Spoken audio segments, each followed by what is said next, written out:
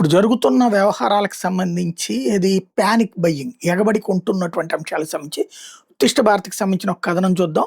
మన భారతీయుల మనస్తత్వానికి ఉదాహరణగా మిగిలిపోయిన సంఘటన ఉప్పు కోసం కొట్టుకున్నాం. లూటీ కూడా చేశాం. గుర్తుందా? పోలీస్ బందోబస్తు మధ్యన ఉప్పు అమ్మాల్సొచ్చింది.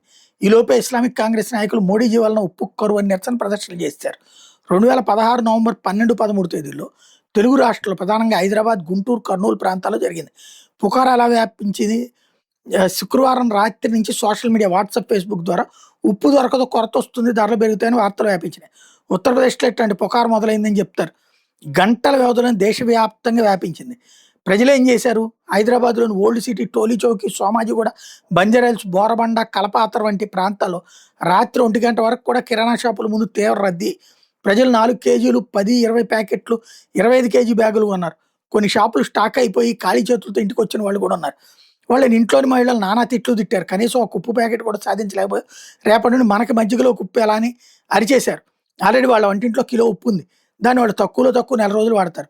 గుంటూరు, కర్నూలు, పట్టం బజారు, లాలాపేటలో భారీ రద్దీ. పోలీసులు షాపులు మూసేయాల్సి వచ్చింది. కర్నూలు ఓల్డ్ సిటీలో జనం ఒకరితో ఒకరు తోసుకున్నారు. ఒక గోడౌన్ల మీద దాడి చేసి లూటీ కూడా చేశారని కూడా పోలీసుల నివేదికలు. సాధారణ ధర 17 నుంచి 20 రూపాయలు ఉన్నటువంటి సందర్భంలో కొందరు కకృతి వ్యాపారులు 50, 70, 80, 100 కేజీలు 100 కేజీకి వసూలు చేశారు. 3-4 రెట్లు. ఒక షాప్ యజమాని సాధారణంగా 50 కేజీలు అమ్మితే ఆ రోజుకు 250 కేజీలు అమ్మాడు. అమ్మినా స్టాక్ అయిపోయింది. గుంటూరులో 25 కేజీల బ్యాగ్ 500కి అమ్మారన్న ఆరోపణలు వచ్చినాయి. నాటి తెలంగాణ సివిల్ సప్లైస్ మంత్రి ఈటెల రాజేంద్ర ఆంధ్రప్రదేశ్ అధికారులు ఉప్పుకి ఎట్లాంటి కొరత లేదు, సరైన స్టాక్ ఉంది, పనికిరాని పుకార్లు నమ్మకాలని స్పష్టం చేశారు. పుకార్లు అసత్యం వ్యాప్తి చేసే వాళ్ళ మీద చర్యలు తీసుకుంటామని హైదరాబాద్ పోలీస్ కమిషనర్ మహేందర్ రెడ్డి హెచ్చరించారు.